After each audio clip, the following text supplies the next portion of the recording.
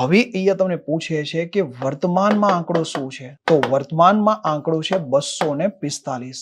વર્તમાનમાં રાજ્યસભાની બેઠક કેટલી છે? 245, જેમાં બે પ્રકારના સભ્યો, એક ચૂંટાયેલ અને બીજા આવશે નિમણૂક થયેલ. દેખો ચૂંટાયેલ કેટલા છે? તો સિમ્પલ છે, નિયુક્તિમાં કોઈ બદલાવ નથી, માટે આ તો સેમ એઝ ઇટ ઇઝ. અહીંયા જે 5 સભ્યો ઓછા થાય ને આમાંથી, માટે ચૂંટાયેલ હાલમાં 233 છે. કેટલા છે? 233.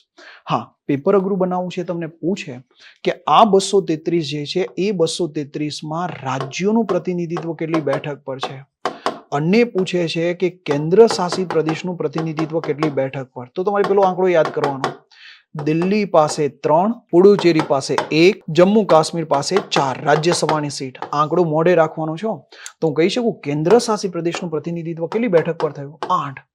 233 ચૂંટાયેલમાંથી 8 પ્રતિનિધિ જો કેન્દ્ર શાસિત તરફથી છે તો બાકીના 28 રાજ્ય તરફથી કેટલા થાય? 225. ભાઈ કેલ્ક્યુલેશન સમજાય છે? અને બધા આંકડા પૂછ્યા છો, જેટલા હું રિધમમાં જઈ રહ્યો છું ને અહીંયા. હા, તમે કહી શકો 28 રાજ્યોનું પ્રતિનિધિત્વ 225 નો મતલબ ભાઈ ગુજરાત પાસે રાજ્યસભાની કેટલી સીટ? 11. સૌથી વધારે ઉત્તર પ્રદેશ કેટલી? 31.